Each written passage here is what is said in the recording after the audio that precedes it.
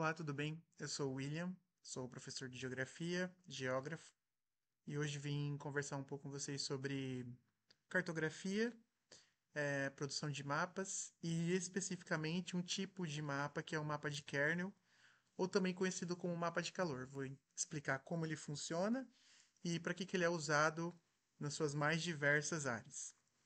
Bom, antes de mais nada, para a gente conseguir essa informação para gerar isso, a gente precisa de alguma entrada de dados, ou seja, aonde que está acontecendo o fenômeno que a gente está estudando. Nesse caso específico, a gente está falando de endereços de alunos, né, que são os mapas que eu gerei aqui, e eles partem de um relatório de endereços, né? Aqui a gente tem uma série específica de uma escola específica do ensino médio, e eu tenho o endereço completo de todos os alunos. Tudo bem? A partir disso, eu uso um banco de dados conhecido que a gente costuma usar para achar algum endereço em algum lugar que é muito cotidiano nas nossas vidas hoje em dia, por exemplo, com o Google. Se eu abro o Google Earth e faço o processo de, vamos dizer assim, alocação de pontos em cada um desses endereços, eu vou ter uma malha aqui, né? Uma malha que ela é ligável e desligável. Então, esses são os endereços a partir daquele banco de dados que eu entrei. Para fazer um mapa de alunos de uma escola inteira, eu tive acesso ao endereço de todos os estudantes de todas as séries. Aqui no caso, a gente está vendo uma escola de Araraquara, que é a Escola Pedro José Neto, que eu chamei de todos juntos porque são todos os alunos que tem aqui.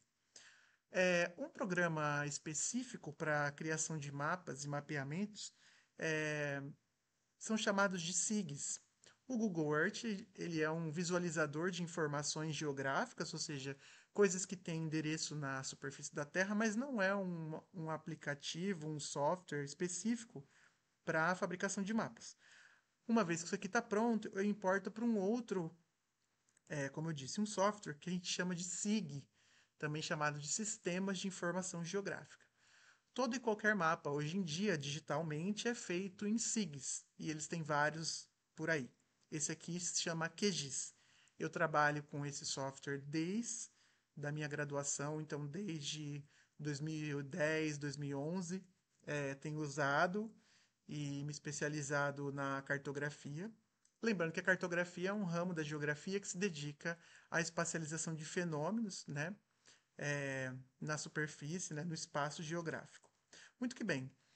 Alguns dados eles já vêm prontos de bancos de dados oficiais. Por exemplo, o IBGE ele agrega um monte de dados e informações, por exemplo, as ruas.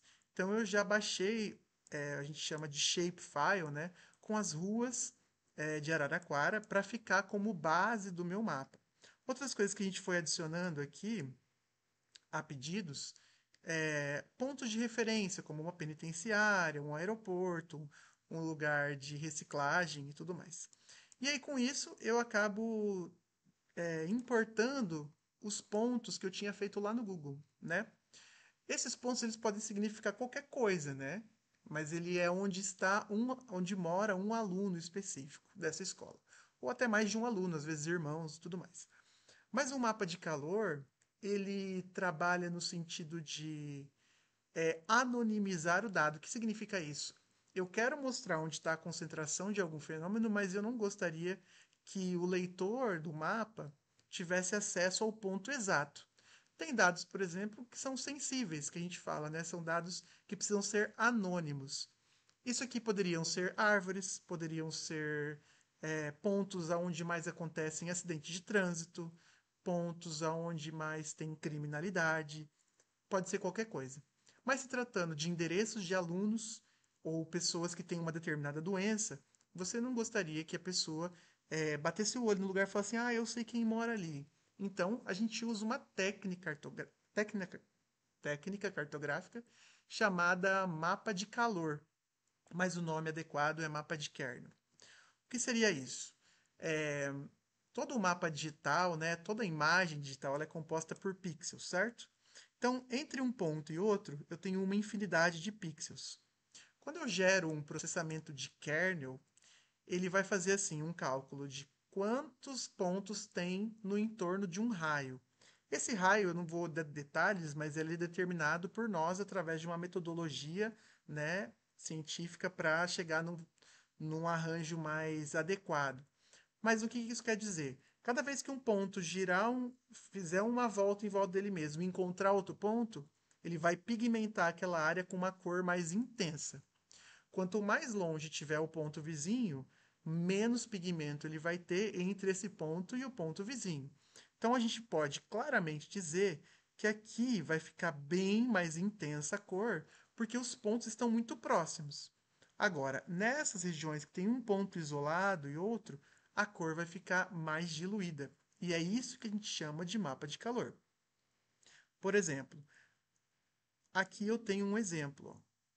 Depois de ter gerado o mapa de calor, eu retiro os pontos e com isso eu vou dizer e vou apresentar sem expor a particularidade de nenhum lugar específico, aonde que está a concentração de todos os alunos, aqui no caso da escola Vereador Carlos Marques, que está com o ponto da escola aqui, ó.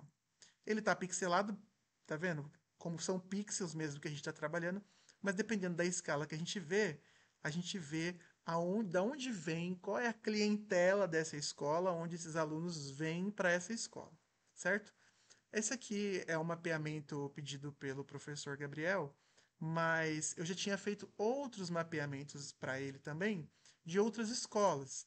E aqui a gente vai ver, por exemplo, outros arranjos, né? Essa aqui é uma outra forma de representação.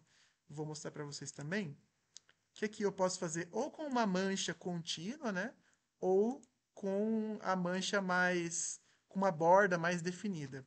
Aí é uma representação que a cartografia permite dizer que ela é uma mistura de ciência, técnica e arte.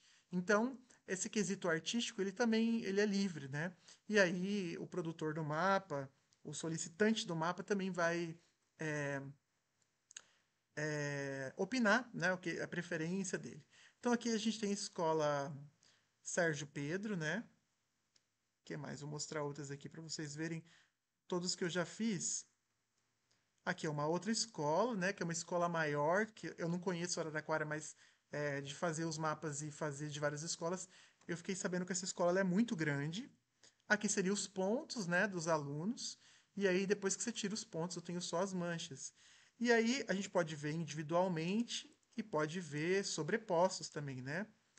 Aqui tem a escola Carlos Bento de Abreu, com a mancha e com a definição mais delimitada, né? Então, para a gente retomar a explicação, aqui, por exemplo, tem alunos aqui nesse entorno? Provavelmente tem. Só que os pontos estão tão distantes que ele não pigmenta nada. Ele só vai pigmentar, depois que eu dei os parâmetros certinho, aonde tem a maior concentração. Então eu tenho aqui a escola, e aqui dessa área, desse bairro, esses dois lugares, na verdade, é da onde vem mais pessoas para essa escola. Então, essa é uma série de mapeamentos que a gente fez, né? E costumo dizer que a cartografia ela tem esse poder de trazer o invisível para o visível, né? Você não consegue saber de onde vêm os alunos, a não ser que você coloque isso num mapa, tá?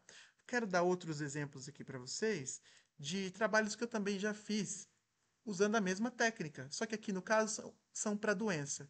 Eu moro aqui na cidade de Londrina, aqui eu tenho a cidade de Londrina e duas cidades vizinhas, Cambé e Ibiporã, onde eu estudei o espalhamento da Covid, né? E aqui a gente está vendo, essas siglas são os bairros, essas siglas aqui. E aí você ignora as siglas e a gente pensa só na mancha. Aqui é onde tem a maior densidade de óbitos no início da pandemia, aqui na região de Londrina. Então eu usei. Então aqui tiveram casos, tiveram óbitos, mas eles estão mais diluídos. A maior concentração estão nessas duas manchas mais fortes.